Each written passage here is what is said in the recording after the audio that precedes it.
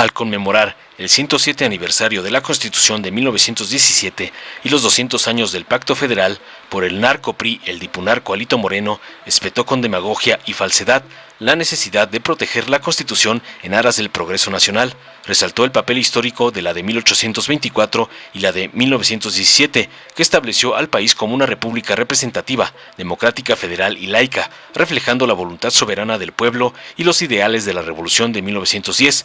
Señaló Falsario que la celebración da una oportunidad única para discutir sobre democracia y gobierno, destacando el proceso de desarrollo de instituciones y reglas para la formación de gobiernos y representación popular a través de las elecciones, instando a una competencia democrática genuina, apoyar al Poder Judicial y fortalecer el debate como pilares para el avance de México. Concluyó su falso discurso lleno de lugares comunes, uno de los más nefastos gerentes de Claudio X González.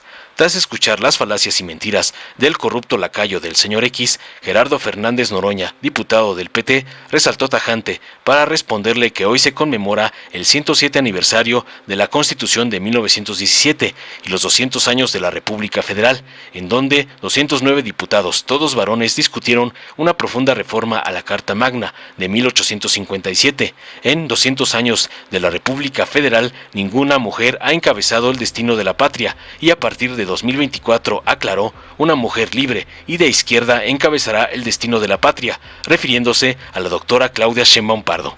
Aseveró contundente que el marco constitucional vigente tiene cerca de 700 reformas en donde se rompieron pilares fundamentales, por lo que el mayor homenaje que se le puede dar a los constituyentes de 1857 y 1917 es el paquete de reformas constitucionales que remitió el Ejecutivo Federal con enorme justicia social, preocupación y amor del pueblo, ya que no se puede estar en contra de mejores salarios, que las pensiones las reciban las y los trabajadores, apoyar a las personas con discapacidad, cuidado al medio ambiente y evitar el maltrato a los animales. Finalizó la paliza al MacPrián y a su capo mayor Alito Moreno.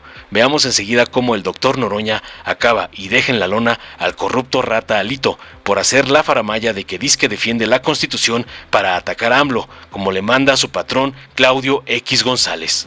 Tiene ahora el uso de la palabra el diputado Rafael Alejandro Moreno Cárdenas del Partido Revolucionario Institucional, hasta por 10 minutos.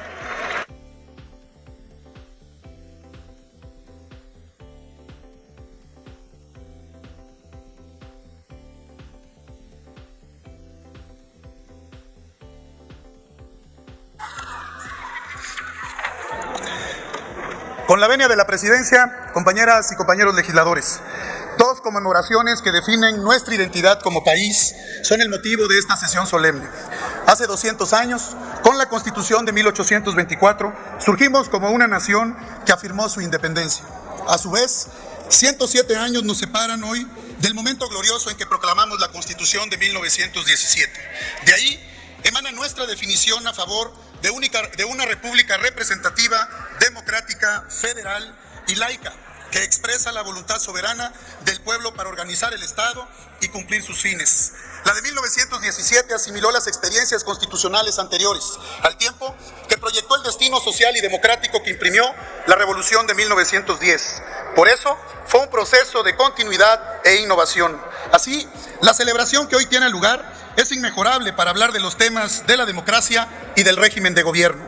Debemos señalar que se requirió un largo tiempo para diseñar las prácticas, instituciones y reglas necesarias para resolver la conformación de los gobiernos y de la representación popular en el Congreso a través de las elecciones. Ahí tuvo lugar la primera fase de nuestro impulso y afán democrático. En el ámbito de la construcción del sistema presidencial se vivió el dilema de los efectos que genera, ya sea por su fortaleza excesiva o su grave debilidad, que dieron pie a regímenes autoritarios, así como la fractura y la inestabilidad o los golpes de Estado. Ambos rostros los vivimos con intensidad y de forma dramática. Durante buena parte de nuestra vida como país, sufrimos el trauma de una democracia electoral deficiente e insuficiente. El gobierno, como organizador de las elecciones, siempre fue una mala fórmula. Las pugnas reiteradas sobre los resultados de los comicios amenazaban con permanecer, enarraigar los conflictos y volvernos adictos a las perniciosas negociaciones para poder superarlos. Fue necesario construir una entidad autónoma para organizarlos e instaurar un método jurisdiccional para resolver la calificación electoral. Fue imperante establecer que no solo el gobierno tuviera que inhibirse de asumir la tarea electoral, sino que también evitar influir o intervenir en las elecciones. De manera rotunda, se acordó que no participara durante la fase electiva. Para tal propósito, fue necesario instaurar una autoridad electoral fuerte, consistente, autónoma y con gran servicio profesional. Antes el INE, siempre con el antecedente de los organismos como el IFE que antecedieron ese trabajo, hoy son un ejemplo en el mundo. Para lograrlo, tuvimos que atravesar por una ruta compleja de reformas electorales, donde la voz del PRI y su voluntad política fueron únicas, pero también fuimos acompañados por Acción Nacional y por el Partido de la Revolución Democrática, con quienes trabajamos juntos para abrir el destino democrático del país, y ahora lo hacemos con una amplia coalición electoral. Está impreso con letras muy grandes y mayúsculas que se requiere un órgano electoral robusto y autónomo, que afectar o debilitar su conformación vulnera el régimen democrático. El INE no se toca, y menos al margen del consenso necesario entre todas las fuerzas políticas y corrientes de opinión en el país. Estamos en una transición democrática que no está completa. Avanzamos en materia electoral, pero necesitamos hacerlo en lo relativo al presidencialismo y evitar sus excesos. Nuestro afán por encontrar el camino de los acuerdos es la clave para avanzar en la transición pendiente. En el pasado, así pudimos pasar de un sistema hegemónico a otro de carácter plural, competitivo y con alternancia. Lo realizamos mediante consensos y sin medrar nuestra contribución como partido, aunque perdimos viejas ventajas que se tenían. Las piezas fundamentales de nuestra transición política ha sido la organización no gubernamental de las elecciones y su realización por medio de un órgano autónomo y el impulso a que haya apoyo público, financiamiento transparente y el sistema mixto de representación, así como el fortalecimiento del Poder Judicial para hacer un marco garante institucional. Más de un siglo cumplimos con la vigente Constitución y casi 80 años desde que en el 46 realizamos la primera reforma electoral que creó la Comisión Federal de Vigilancia. Si antes fue inviable y problemático que el gobierno organizara las elecciones, pretender diezmar el órgano encargado el día de hoy es absurdo, devastador e irresponsable. La identificación de los órganos constitucionalmente autónomos es un proceso que está llamado a consolidarse. Es necesario para el desarrollo de actividades especializadas para el Estado mexicano mediante instituciones garantes de una operación independiente, profesional y transparente. Alentar la pluralidad política del sistema mixto de representación ha rendido buenos frutos para afirmar la pluralidad política del país, por lo que intentar su descarrilamiento carece de todo sentido. Fracturar el circuito que ha conducido la realización de las elecciones en un marco institucional y confiable e imparcial que resuelve las controversias por medio de las normas permite arribar a resultados definitivos y claros para todos. La disyuntiva es respaldar la democracia o no. Aquí estamos puestos todos nosotros con nuestra responsabilidad y por ello pretender vulnerar la independencia del Poder Judicial y politizarlo es una medida contraria a lo imperativo de fortalecer al Estado, que se aleja de la consolidación del régimen republicano, que pretende instaurar una visión carente de consensos en la pluralidad política y querer reescribir nuestra historia por una pulsión disruptiva es inaceptable. Si lo que le preocupa al gobierno es el costo de la democracia y si de ahorro se trata para canalizar recursos a fin de atender las causas sociales, más debería preocupar el derroche en las obras que han multiplicado y que no tienen certeza sobre su rentabilidad. Nosotros pensamos en la transición democrática, en reglas de acceso al poder, pero también en las reglas en el ejercicio del poder. Estamos a favor de la transición democrática, clara. El gobierno debe arribar de manera democrática, pero de la misma manera democrática. En una profunda reforma al poder hay que ejercerlos de manera transparente, equitativa y respetando la Constitución. Hacen suponer que estas reformas que han presentado son la panacea, pero no son más que un velo para esconder las insuficiencias del gobierno, su crisis de seguridad y las numerosas muertes, faltas de salud, régimen educativo y una política de incompetencia gubernamental que no le genera certeza a nuestro país. La crisis ambiental, la crisis del agua y un gobierno que ha sido incapaz de darle paz, armonía social al pueblo de México. Respetable Asamblea, hay que dejar claro que hoy, desde la polémica que abren estas iniciativas, el gobierno pretende participar en las elecciones para fustigar a la oposición y tratar de descalificarla. Hay que decirlo claro, no es momento de mascaradas, nunca lo fue, pero menos ahora. Es momento de abrazar la auténtica competencia democrática. Es el momento de responderle a México, de respaldar al Poder Judicial, de refortalecer el debate legislativo. Y hoy le decimos desde aquí al titular del Poder Ejecutivo que tenga claro que el Poder Judicial y el Poder Legislativo somos un poder, no somos empleados del poder y que vamos a defender la Constitución en beneficio del pueblo de México. Es cuanto, Presidenta. Muchas gracias, diputado Rafael Alejandro Moreno Cárdenas. Tiene ahora el uso de la palabra el diputado Gerardo Fernández Noroña del Partido del Trabajo hasta por 10 minutos.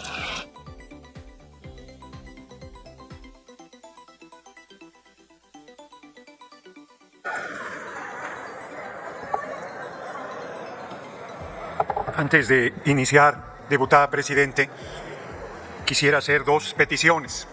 Una, que se pudiese otorgar un minuto de silencio en honor del expresidente Piñera de Chile, que perdió la vida recientemente.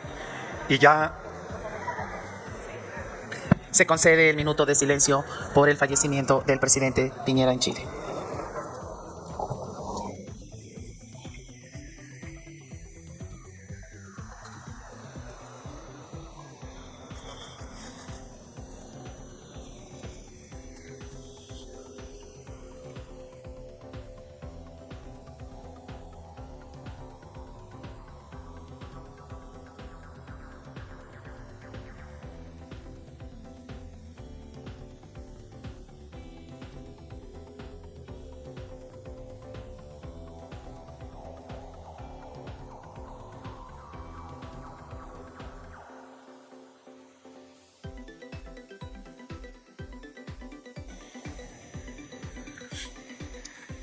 larga vida al presidente Piñera.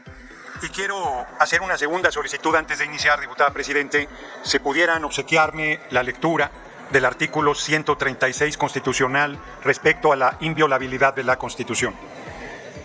Proceda a la Secretaría a dar lectura del 136 constitucional de inmediato.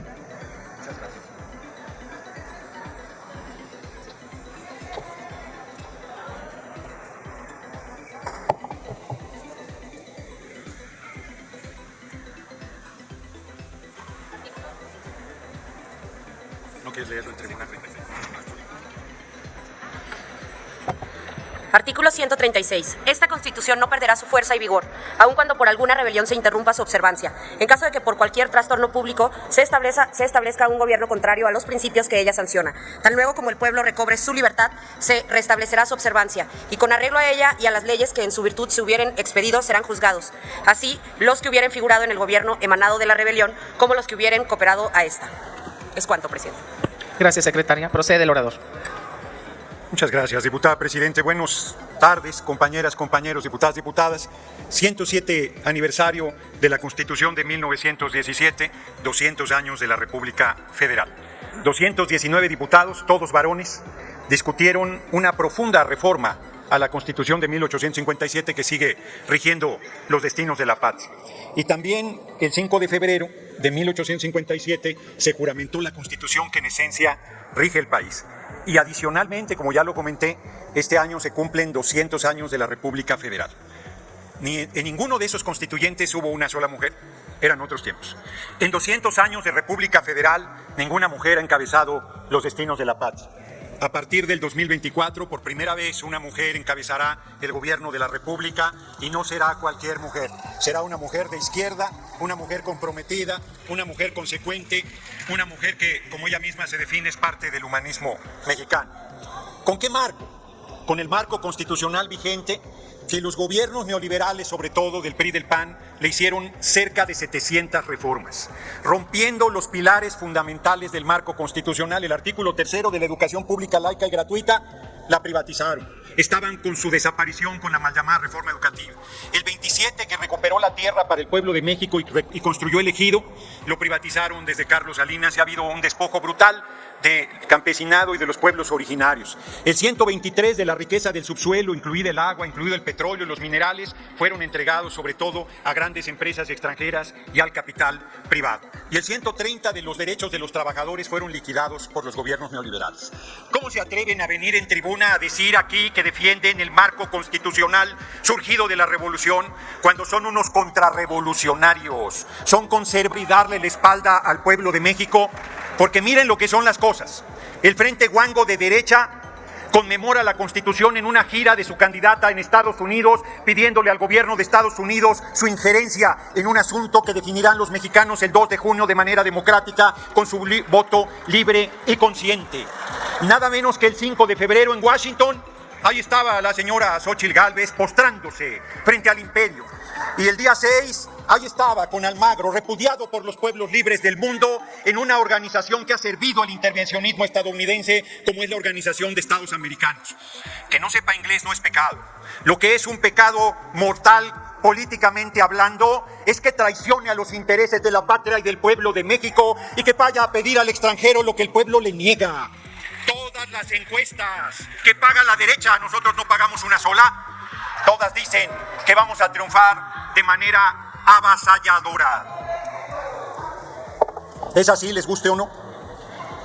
Y siguen cavando su tumba porque vienen aquí a decir que se van a oponer al mayor homenaje que puede haber a los constituyentes de 1857 y de 1917, con ese paquete de reformas constitucionales con enorme justicia social, con enorme preocupación por el pueblo y con enorme amor al pueblo. ¿Cómo pueden decir que están a favor de la gente y votar en contra de que el salario mínimo suba por encima de la inflación?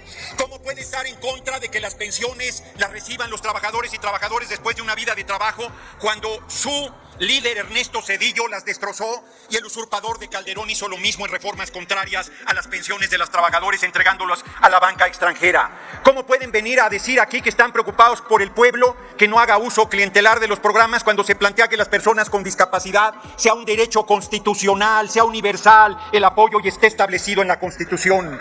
Apoyen a quien apoyen, piensen lo que piensen. ¿Cómo pueden oponerse a que un trabajador, una trabajadora que lleva décadas pagando su casa, sea propietario de la misma? ¿Cómo pueden oponerse al cuidado del medio ambiente, al que no haya maltrato a los animales? Es una preocupación que deberían ustedes tener. ¿Cómo pueden oponerse? Bueno, se oponen a que la industria eléctrica mexicana esté, la empresa más importante del país, Comisión Federal de Electricidad, al frente de esa responsabilidad. Siguen apoyando que el capital extranjero nos robe 490,000 millones de pesos al año. ¿Cómo pueden oponerse a la veintena de reformas que plantea el compañero presidente? No entienden nada y por eso pierden las elecciones. ¿Cómo van a ir a sus distritos a decirle, si es que la cúpula del PRI, el PAN y el PRD los deja, porque ya ven que los negociaron y hacen convenios como los de Coahuila y no los dan ni agua? El PRD allá anda defendiendo lo indefendible y ni siquiera les dieron el derecho de ir por los refrescos. Entonces, la verdad es que no tienen argumentos para oponerse. Lo único que tienen es la calumnia, la diatriba, la mentira, el denuesto, la descalificación. ¿Cómo se explican que el compañero presidente que ustedes vituperan, que ustedes descalifican, que ustedes injurian, tenga el 70% del respaldo popular? Sí, es nuestro líder, a mucho orgullo, a mucha honra. Sí, nos representa.